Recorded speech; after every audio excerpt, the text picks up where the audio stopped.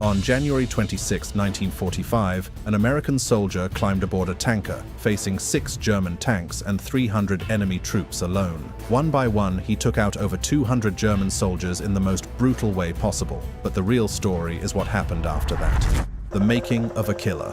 Audie Leon Murphy was born June 20, 1925, in Kingston, Texas, the 7th of 12 children in a sharecropper family. His father abandoned the family, forcing Murphy to drop out of school in 5th grade to hunt and earn money. His mother died when he was 16, after which his younger siblings were placed in an orphanage. These hardships forged a resilient, hardened character that would prove essential in the bloodiest theaters of World War II. After Pearl Harbor, Murphy attempted to enlist, but was initially rejected for being underage and underweight. With his sister's help, he falsified his birth year and joined the Army in June 1942. Assigned to the 3rd Infantry Division, he would see action across the Mediterranean and European theaters, eventually becoming the most decorated American combat soldier of the war. Murphy participated in the invasion of Sicily in July 1943, where he killed 2 Italian officers on a scouting patrol. This marked the beginning of a killing spree that would span multiple campaigns and countries. He fought in the Salerno landing in September 1943, earning promotions and commendations for actions like repelling German attacks and destroying a tank with grenades. During the Salerno landing, Murphy was part of a scouting party ambushed by German machine gun fire along the Volturno River. After 1 American was killed, Murphy and a companion used hand grenades and machine gun fire to kill 5 Germans. In October 1943, near Mignano Montelungo at Hill 193, Murphy repelled an attack by 7 German soldiers, killing 3 and capturing 4. This action contributed to his promotion to sergeant on December 13, 1943. After recovering from malaria, Murphy joined the fighting at Anzio in January 1944. On March 2, 1944, from an abandoned farmhouse, his platoon killed the crew of a German tank. Murphy then crawled alone to destroy the tank with rifle grenades, earning the Bronze Star with V device. He conducted scouting patrols, capturing German prisoners, and was awarded a bronze oak leaf cluster for his Bronze Star. His sister had this to say about him after his death. I am Nadine Murphy, the sister of Audie L. Murphy, the most decorated hero of World War II. Murphy's heroism escalated dramatically during Operation Dragoon and subsequent advances in southern France. On August 15, 1944, at Yellow Beach near Ramatuelle, France, his platoon was attacked by Germans in a vineyard. After retrieving a machine gun, Murphy killed 2, wounded 1, and then advanced alone on a house occupied by Germans who had killed his best friend under a false surrender flag. The betrayal ignited something savage in Murphy. He killed 6, wounded 2, and captured 11, earning the Distinguished Service Cross. The incident revealed Murphy's capacity for ruthless violence when provoked by enemy deception. On August 27-28, 1944, Murphy helped secure Montélimar from German forces, contributing to his unit's Presidential Unit citation.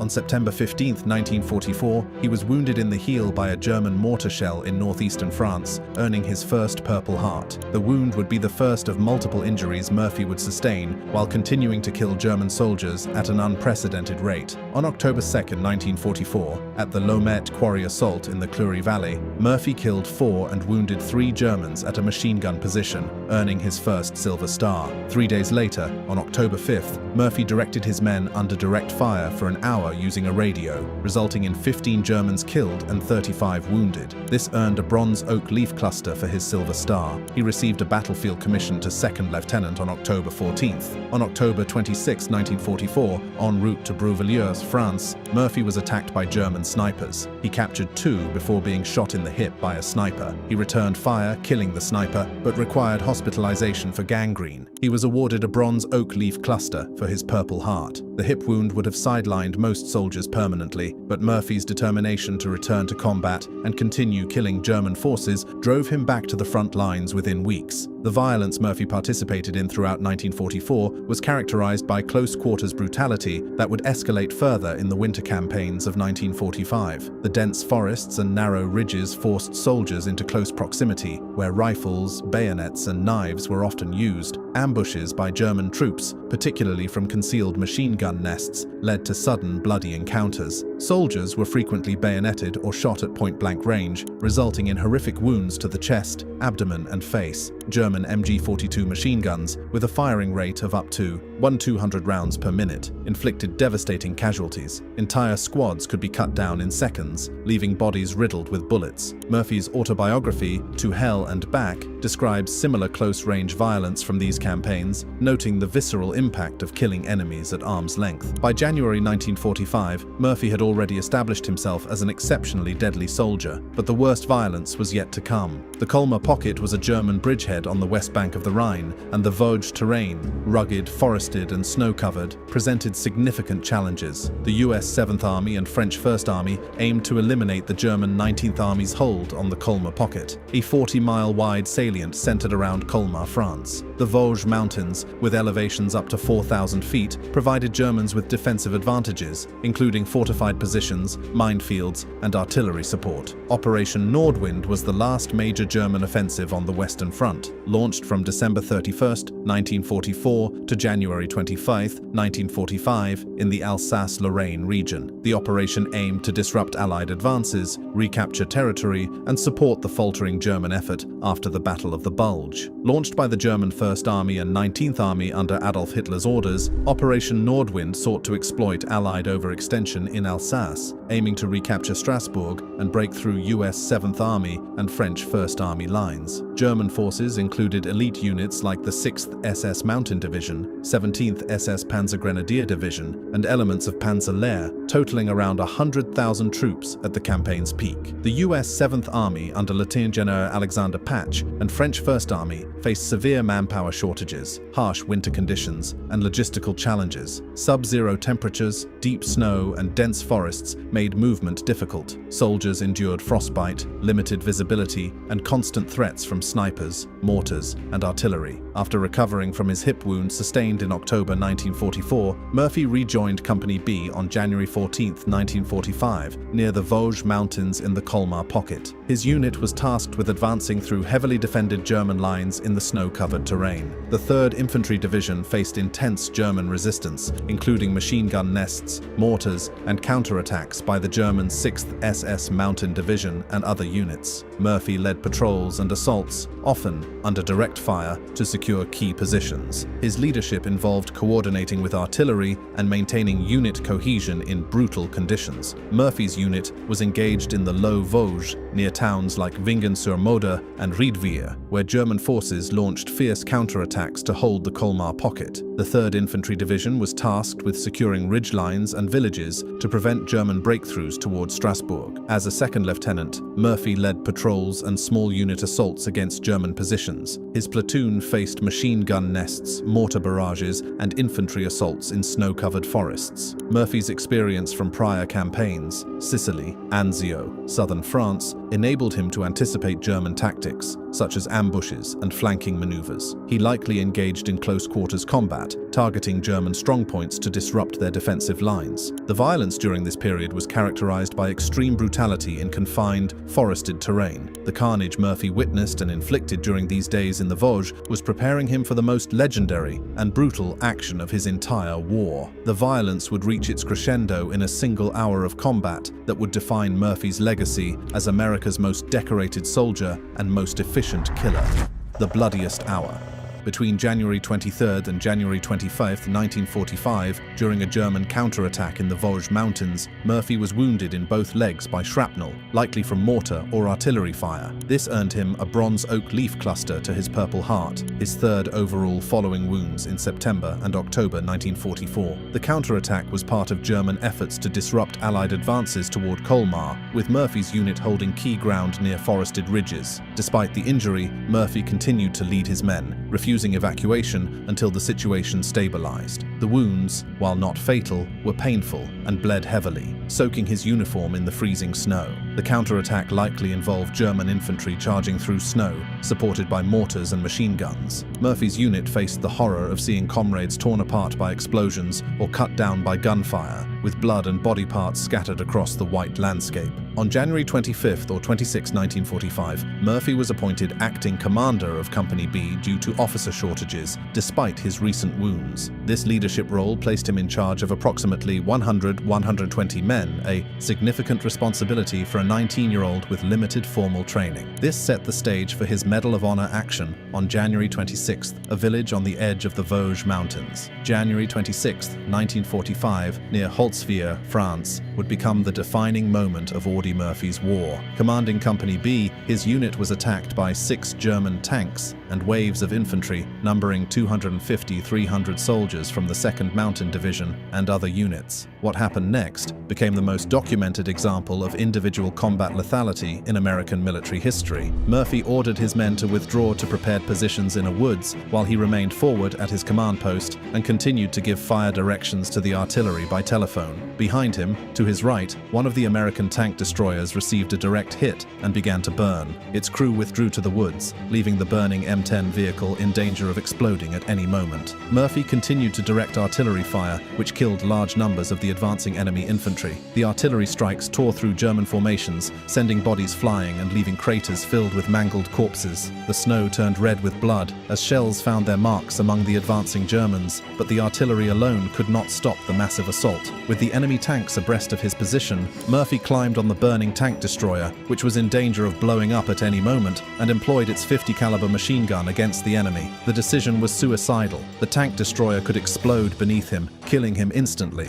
while German tanks and infantry were closing from 3 sides. Yet Murphy positioned himself on the burning vehicle and began systematically killing German soldiers. He was alone and exposed to German fire from 3 sides, but his deadly fire killed dozens of Germans and caused their infantry attack to waver. The 50 caliber machine gun fired rounds capable of severing limbs, decapitating soldiers, or causing massive tissue damage. The heavy caliber ammunition tore through the German infantry with devastating effect, creating a scene of carnage that would haunt the battlefield long after the fighting ended. The enemy tanks, losing infantry support, began to fall back. The German panzer commanders realized their infantry was being systematically destroyed by Murphy's relentless fire and could not advance without cover. For an hour, the Germans tried every available weapon to eliminate Murphy, but he continued to hold his position. The Germans fired tank cannons, machine guns, mortars, and rifles at the lone figure on the burning tank destroyer, but Murphy refused to be driven off. Murphy wiped out a squad which was trying to creep up unnoticed on his right flank. Germans reached as close as 10 yards, only to be mowed down by his fire. At that range, the 50 caliber rounds caused horrific injuries. Soldiers were literally torn apart, their bodies shredded by the massive bullets. Blood and gore sprayed across the snow as Murphy swung the machine gun from target to target, killing German soldiers as they tried to flank his position. Murphy received a leg wound but ignored it and continued the single-handed fight until his ammunition was exhausted. The wound added to the injuries he already carried from the previous day's fighting, but Murphy's focus remained on killing as many Germans as possible before they could overrun his company's position. His uniform was soaked with his own blood, mixing with the freezing temperatures, yet he never wavered in his fire discipline or accuracy. After exhausting his ammunition, Murphy made his way to his company, refused medical attention, and organized the company in a counterattack which forced the Germans to withdraw. Despite his wounds, Murphy led his men back into the attack, pursuing the retreating Germans. His directing of artillery fire wiped out many of the enemy. He killed or wounded about 50 German soldiers in that single hour of combat. The aftermath was a grim tableau. Snow-covered fields littered with German corpses, some frozen in grotesque positions alongside the wreckage of tanks and the charred remains of the tank destroyer's crew. Bodies lay in heaps where Murphy's machine gun fire had concentrated. Limbs were scattered across the battlefield. The white snow was stained red and brown with blood, viscera, and the contents of shattered bodies. Some German soldiers lay screaming with horrific wounds, missing limbs, massive head trauma, or their intestines exposed to the freezing air. Survivors reported fields littered with bodies, some torn apart by sustained bursts of fire. Wounded soldiers had lain screaming, unable to be reached due to ongoing fire from Murphy's position. Many had bled out in the snow or frozen to death from their injuries before the battle ended. The 50 caliber rounds had caused injuries ranging from complete dismemberment to massive cavitation wounds where bullets had passed through torsos, destroying organs and creating exit wounds the size of dinner plates. Murphy's indomitable courage and his refusal to give an inch of ground saved his company from possible encirclement and destruction and enabled it to hold the woods which had been the enemy's objective. For this action, Murphy was awarded the Medal of Honor, America's highest military decoration.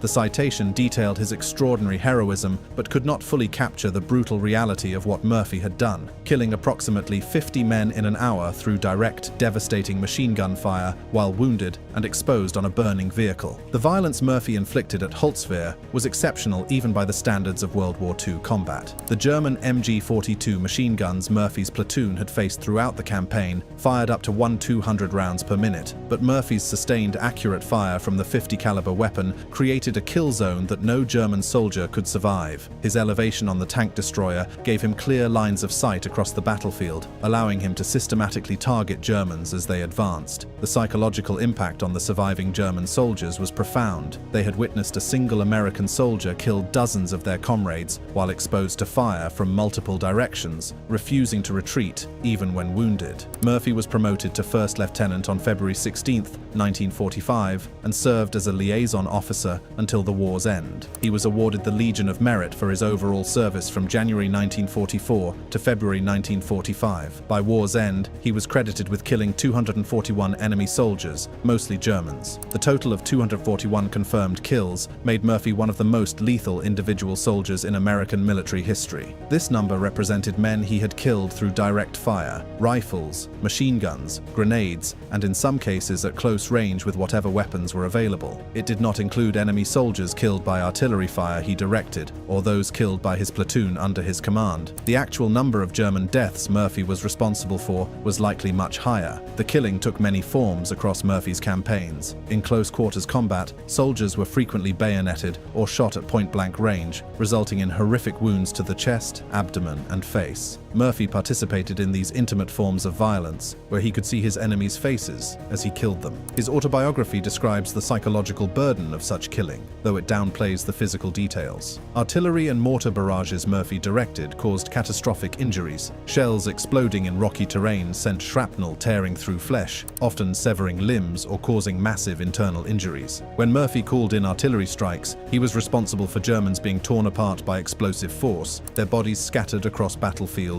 or buried in collapsed positions. The impersonal nature of artillery fire did not diminish Murphy's responsibility for the deaths. He deliberately positioned these strikes to maximize German casualties. Operation Nordwind resulted in approximately 23,000 German casualties, killed, wounded, or captured, and 14,000 Allied casualties in the Vosges and Colmar pocket. Murphy's actions, including killing or wounding about 50 Germans at Holzwehr alone, contributed to these figures. The gruesome nature of these kills, often at close range or via devastating machine gun fire, underscored the brutality Murphy both witnessed and inflicted. Murphy's combat record earned him 28 medals, including the Medal of Honor, 2 Silver Stars, the Legion of Merit, 3 Purple Hearts, and foreign awards like the French Legion of Honor and Croix de Guerre. Each medal represented specific acts of killing or leadership in combat that resulted in German deaths. The decorations celebrated Murphy's effectiveness as a killer, though the official language focused on terms like valor, heroism, and courage, rather than the brutal reality of what Murphy had done to earn them. The killer's burden.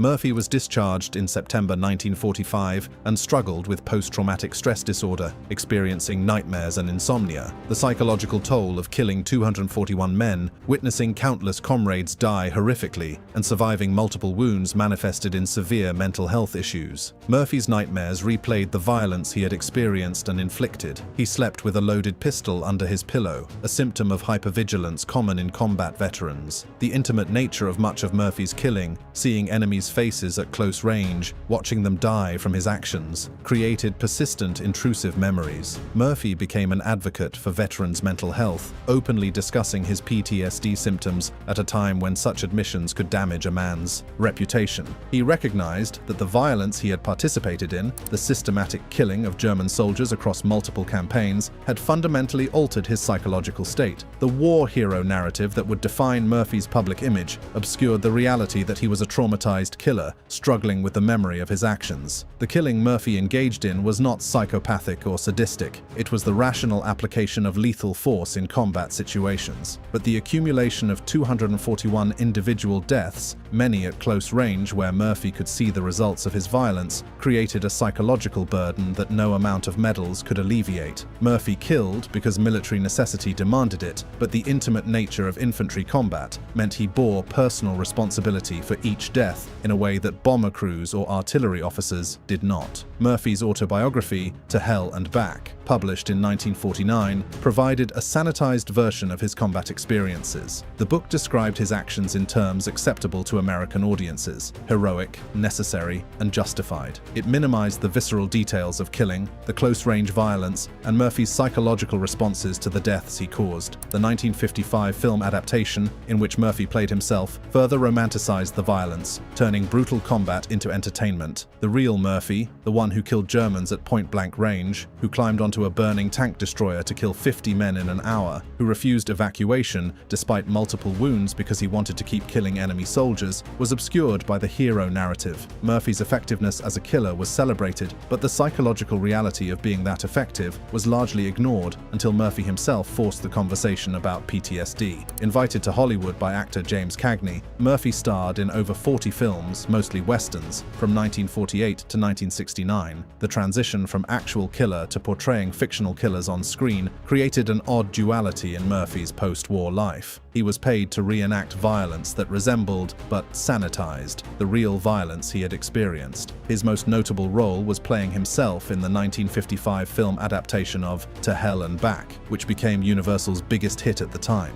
Murphy had to relive his combat experiences for the camera, portraying the killing he had actually done, but in Hollywood's cleaned-up version. Murphy also wrote country songs and bred quarter horses, attempting to build a peaceful civilian life. He married actress Wanda Hendricks in 1949, but divorced in 1951, then married Pamela Archer in 1951, with whom he had 2 sons. The martial instability suggested ongoing difficulties adjusting to civilian life. Murphy's PTSD symptoms, nightmares, hypervigilance, difficulty with emotional intimacy would have strained any relationship. Murphy faced financial troubles from gambling and bad investments. The financial instability may have been related to impulsive decision-making or difficulty planning for the future, both common in PTSD sufferers. Murphy's wartime experience, where survival was uncertain from day to day, may have left him unable to think long-term about financial security. The question of whether Murphy mocked and tortured German soldiers, as suggested by the sensationalized framing, requires examination of available evidence. The historical record documents Murphy's exceptional lethality and his continued combat effectiveness despite wounds, but it does not provide evidence of systematic mockery or torture of enemy soldiers beyond standard combat violence. The closest incident to potential mockery